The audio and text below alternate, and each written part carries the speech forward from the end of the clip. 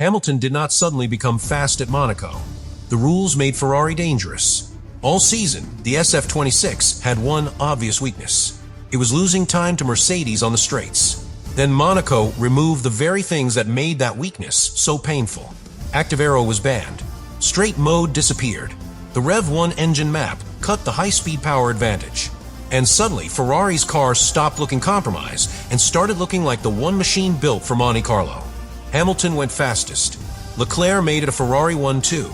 Russell was almost 4/10 behind. And the team that had been questioned, inspected, and doubted all year suddenly looked like it had been hiding its real weapon in plain sight. Corner speed, mechanical grip, balance. That is why this is bigger than practice. Because if Monaco exposed the conditions where the SF-26 becomes the fastest car, then Mercedes have a problem they cannot solve with power alone. And the most dangerous part is this. Hamilton did not just beat the clock. He may have found the exact weakness in Mercedes' championship armor. Subscribe to the channel.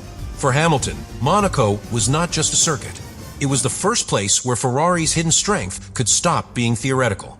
Because through the early part of the season, the SF-26 had lived with an uncomfortable contradiction. In the corners, the car had promise. In technical sections, it looked alive. Under certain conditions, Hamilton could feel a balance window that made the car respond the way a driver wants. But on the straights, Mercedes had been hurting them. That was the problem Ferrari could not talk around. A car can be beautiful through a corner, but if it loses too much time, when the throttle is open, the lap still gets away.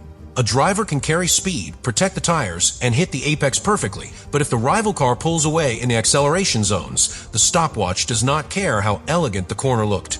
That is what made Ferrari's early season so frustrating. They had pieces of performance, but not always the full picture. And Hamilton knew it. This is a driver who spent years at Mercedes understanding what a dominant package feels like.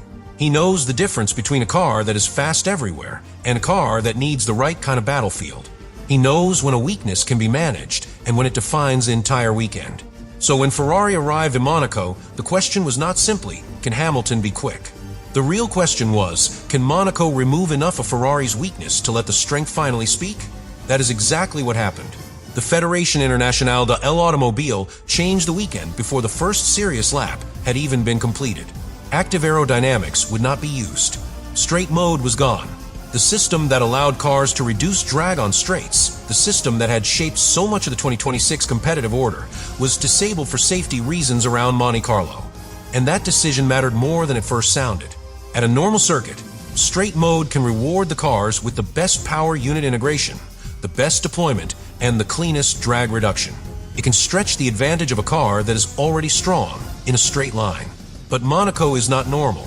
Monaco is tight, slow, relentless. It gives almost nothing to straight line speed compared with other tracks. It demands traction, braking confidence, mechanical grip, and the ability to rotate the car cleanly through corners where the walls feel close enough to touch.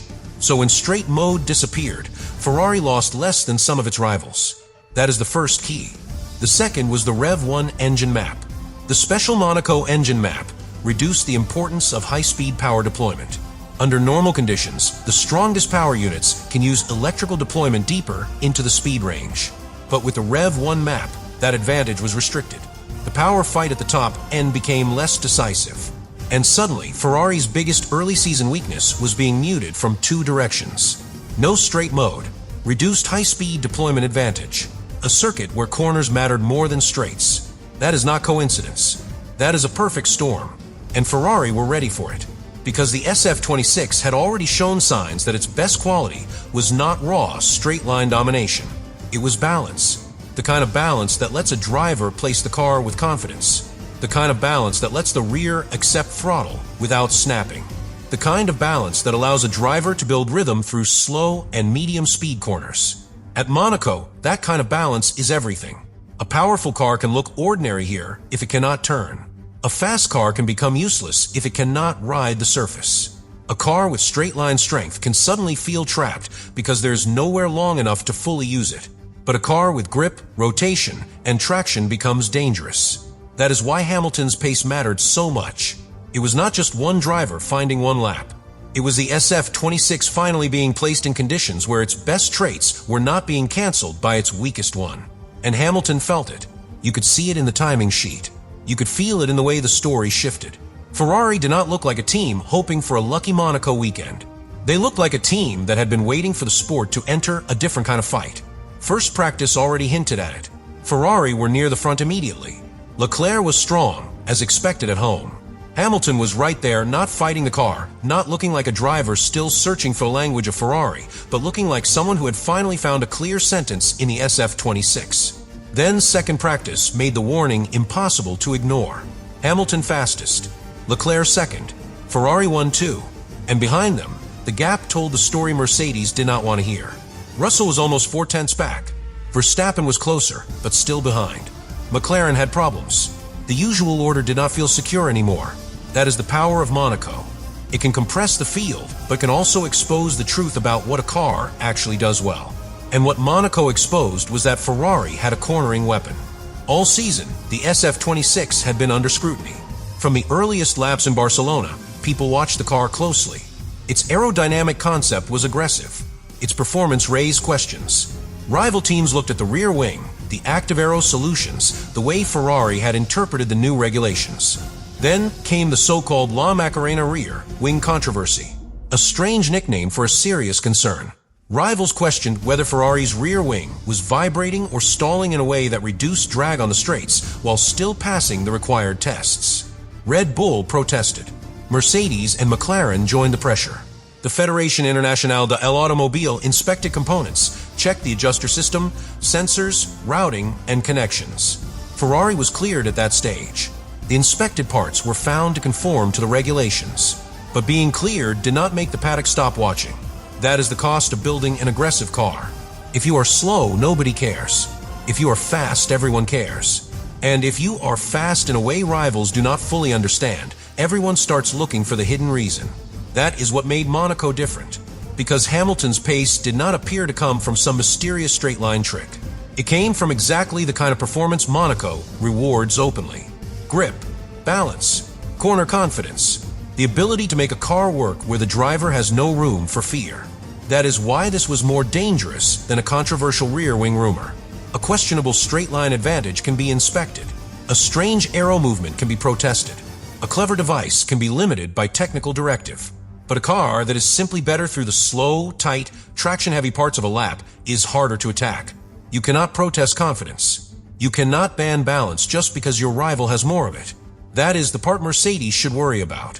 Because Monaco may have revealed that Ferrari's threat is not only hidden in aggressive aero ideas. It may be built into the basic character of the SF-26. And Hamilton is the driver who can make that character hurt people.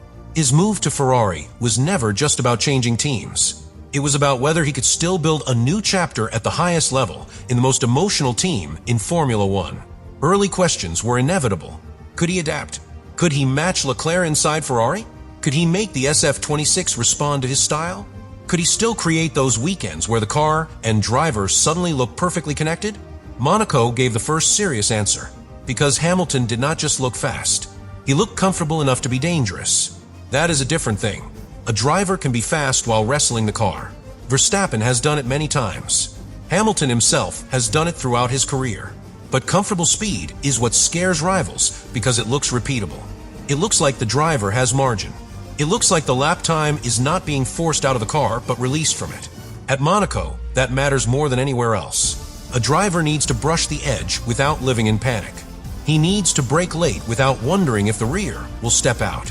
He needs to carry momentum without fighting understeer. He needs to trust that when he asks for traction, the car will answer. Hamilton's lap suggested the Ferrari was answering, and Leclerc being second confirmed it was not just a Hamilton miracle. That is crucial. If only Hamilton had been fast, the story might be about driver brilliance. If only Leclerc had been fast, the story might be about Monaco experience and home circuit emotion. But both Ferraris at the front made the performance look structural. The car suited the circuit. The conditions suited the car. And the rule changes removed enough of Mercedes' advantage for everyone to see it clearly. That is the chain. Mercedes had dominated early because the new era rewarded its full package. Power unit, chassis, active aero integration, straight line efficiency. Ferrari had looked dangerous, but not always complete. Then Monaco removed or reduced the areas where Mercedes could stretch its legs. The fight moved into Ferrari territory. And Ferrari took the front. That is why the phrase "new evidence" matters here, but not in the simple scandal sense. The evidence was not a hidden illegal part. The evidence was the timing sheet under changed conditions. It showed what happened when active aero disappeared. It showed what happened when top speed deployment was reduced. It showed what happened when the lap became about corners, confidence, and mechanical grip. Hamilton fastest, Leclerc second, Mercedes behind. That is evidence of a competitive shift, not proof of wrongdoing, proof of vulnerability. And vulnerability is often more important in a championship than controversy, because controversy can fade. A car can be inspected and cleared. A part can be questioned and approved. But vulnerability stays if rivals can reproduce the conditions that expose it. That is what Mercedes now have to fear. If Ferrari's SF-26 is only strong at Monaco, then the problem is contained. Mercedes can accept one strange weekend. They can call it a circuit-specific result.